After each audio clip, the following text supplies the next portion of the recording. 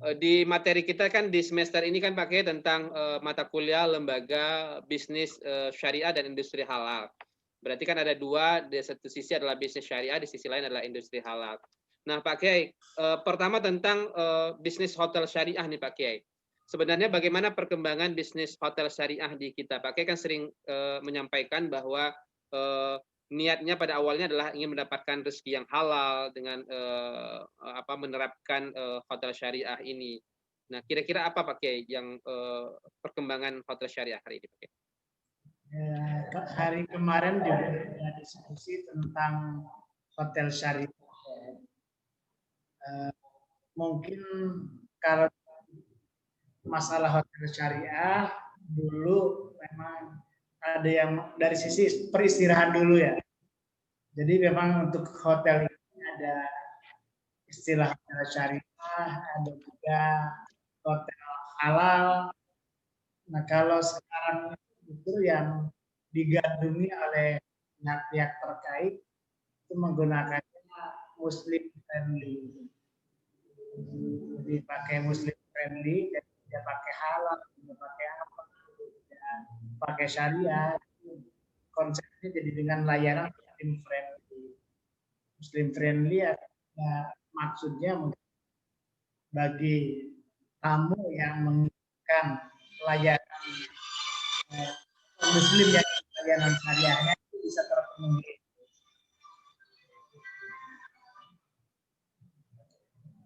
Nah, itu jadi seperti itu mungkin ya. Perkembangannya seperti itu. Tetapi nanti kalau kaitannya DSN, tetap DSN pengaturan maupunnya menggunakan kata istilah syariah. Nah, gagasan hotel syariah itu muncul pada dasarnya apa? Memang sudah cukup lama ya kalau lihat sejarah sudah cukup lama. Tahu saya mungkin sebagai perintisnya adalah hotel yang itu yang saya tahu di Hotel Sofyan itu dulunya Hotel Sofyan itu dikenal hotel yang agak-agak apa ya kenal istilah sotem lah dulu yang hanya waktu tidur siang 2-3 jam itu melayani yang seperti itu dan itu konotasinya negatif terutama yang di daerah mana bukan yang di Cikini itu hotel Sofyan jadi terkenal seperti itu. Tapi kemudian ketika kemudian dikuasai oleh penguasa yang agak cukup kuat, saya nggak tahu apakah namanya keluarga Sofyan atau siapa itu. Akhirnya mereka pengen mengubah ini itu dan juga karena mereka mungkin orang awam yang kebetulan umumnya agamanya kuat, jadi mereka memperoleh pendapatan dari hotel itu hotel yang bagus juga. Di satu sisi jadi pendapatannya halal, di sisi lain juga ketika memerlukan uang sebagai tambahan modal juga bisa mengajukan ke bank syariah. Memang ketika mengajukan ke bank syariah juga mensyaratkan hotelnya harus hotel yang katakanlah memenuhi prinsip-prinsip syariah, tidak menjual makanan yang diharamkan, juga tidak menyediakan fasilitas-fasilitas yang tadi kayak sotem itu kan meskipun secara syariah yang namanya ijarah kan nggak ada masalah. Cuma kalau sotem itu kan konteksnya udah patut diduga kuat untuk melakukan hal-hal yang melanggar syariah. Makanya itu tidak boleh ada layanan yang semacam itu. Dan itulah jadi hotel Sofyan dan itu sudah cukup lama. Nah, waktu awal Hotel Sofyan mendapatkan sertifikat syariah ya di situ ada persyaratan tertulis yang jelimet dari DSN, kebetulan DSN yang memberikan pernyataan sesuai syariahnya. Pokoknya sudah ada komitmen makanan semua yang disajikan halal. Nah, waktu itu ada persyaratan harus dapat sertifikat halal. Yang penting komitmen demikian juga pelajaran, ada fasilitas ibadah, sholat, kegiatan sajadah dan lain. Kalau kita dapat di mana masjid terdekat, kira-kira itu. Nah, kemudian pada tahun 2012 mungkin ya Pak, 2012 atau 2000 berapa tuh mulai ada gagasan juga apa, pemerintah di pemerintah itu ketika menterinya Mari apa itu? Kalau nggak salah itu Muslim ya itu. Menteri Pariwisata dan Ekonomi Kreatif. Nah, salah satu bentuk ekonomi kreatif yang diinginkan oleh pemerintah adalah adanya wisata halal.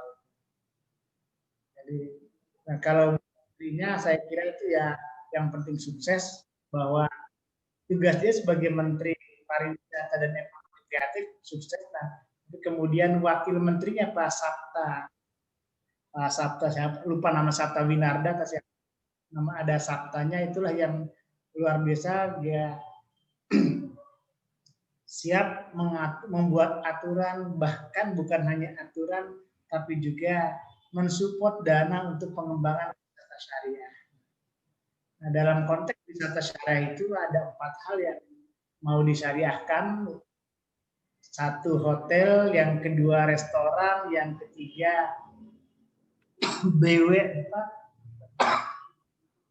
namanya itu apa, yang wisata itu. Objek wisatanya macam-macam Pak Kiai.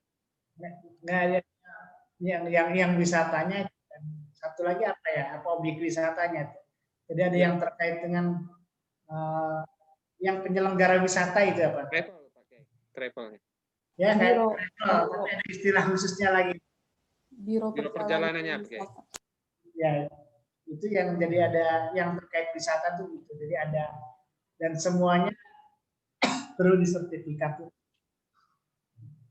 Bahkan saat itu sempat muncul keputusan tentang hotel syariah. Jadi ada hotel syariah, dan pada saat itu juga sebetulnya hotel syariah ingin ada contoh apa, pemerintah menyediakan dana agar beberapa hotel, bahkan kalau bisa yang 5, yang bintang 5 ada yang hotel syariah. Namun kemudian usaha itu gagal. Nah, usaha itu sudah keinginan pemerintah. Kalau bisa sih ada 10 hotel yang bisa disertifikat syariah. Semua kebutuhan untuk sertifikasi dana ditanggung oleh pemerintah. Ada juga yang wisata juga supaya syariah, termasuk restoran. Oh, yang satunya lagi kan wisata, penyelenggara wisata, hotel, satu lagi apa namanya yang biasanya ibu-ibu tempat apa namanya? Spa ya. Spa pakai. Spa gitu. Jadi ada 4 itu yang ingin disyariahkan, karena yang namanya wisata itu ya biasanya mencakup itu, minimal salah satunya. Nah, terkait dengan hotel, memang itu tadi. Jadi yang saat itu yang hotel yang bisa disertifikat halal itu hanya beberapa di Semarang, yaitu Hotel Akasia atau apa ya, ada 2 hotel di Semarang yang sempat dapat sertifikat syariah, kemudian di Bali yang sertifikatnya keluar, tapi ternyata di Bali memperoleh tantangan. Jadi ketika sudah dapat kunjungan ke sana, ternyata yang di Bali yang mestinya ingin syariah juga tidak dapat izin dari dinas pariwisata setempat. Setelah berjuang, setelah 2 tahun baru izinnya keluar. Itu setelah kepala suku sana, kepala adat sana mengumpulkan semua pihak terkait, dan akhirnya izin keluar itu. Nama itu apa ya tuh? Kaboki ya. Kalau yang di Bali namanya Kaboki. Kaboki ya. Kaboki itu Kabupaten O. Tingkatannya itu karena yang orang Komering Ilir itu Ya, paling oke, betul. Oki dari Kabupaten itu Kabupaten Oki. Eh, Alumni Arunajah, pemiliknya alumni Arunajah, tinggalnya sih di Ciputat sini di Rempoa itu, tapi punya usaha bersama temannya ya penginapan di Bali. Ini jadikan itu aspek. Nah, tapi dalam perjalanan kemudian ketika ganti menteri, Pak Sabta sudah nggak masuk lagi sebagai wakil menteri. Surat tadi keputusan menteri tentang hotel karya itu akhirnya dicabut dengan alasan tidak ada. Jadi sampai saat itu sebetulnya pemerintah sudah tidak ada minat lagi untuk mengembangkan wisata syariah, termasuk hotel. Namun demikian ada sebagian masyarakat juga yang tetap ingin karena ingin memperoleh pendapatan yang halal, ada juga yang ingin tetap dapat predikat hotel syariah.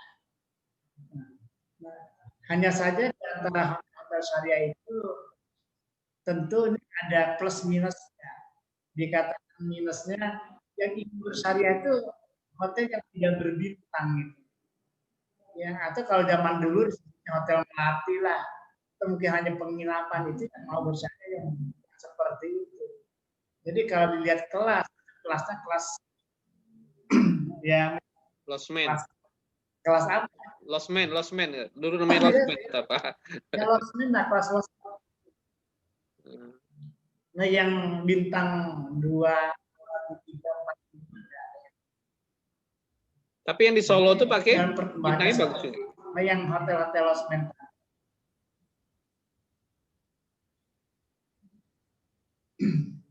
Berarti yang agak bagus mungkin di Solo itu Solo, ya? Hotel Syariah Solo memang sudah dapat sertifikat. Hotel Syariah Solo sudah dapat sertifikat, tapi sertifikat itu kan umurnya 2 tahun. Sampai saat ini tidak lagi. Nah, itu jadi ya namanya mungkin untuk objek wisata halal ini termasuk akan mendorong lagi kepada masyarakat supaya hotel syariah tumbuh kembang dan teman-teman sudah nyampaikan buat apa DSN mendorong masyarakat supaya menumbuh kembangkan hotel syariah kalau majelis ulama sendiri yang menggunakan hotel tidak berpikir mana hotel syariah mana yang tidak. Jadi itu kesepakatan di DSN kemarin meminta ada kebijakan dari MUI bahwa ketika menggunakan hotel supaya harus ada hotel syariah. Kalau belum ada hotel yang memadai yang syariah, MUI juga supaya mendorong hotel-hotel kelas bintang 4, bintang 5 ya supaya ada yang syariah. Itu saya kira masalah mungkin kalau perkembangannya belum menggembirakan. Itu aja dulu. Berarti Pak Kiai, maaf Pak Kiai, berarti Pak Kiai kalau umpamanya ada masyarakat kemudian menggunakan label hotel syariah tapi tidak mendapatkan sertifikasi hotel syariah dari DSN, apakah kemudian mereka bisa mendapatkan sanksi dari DSN atau tidak Pak Kiai? Gimana Pak Kiai?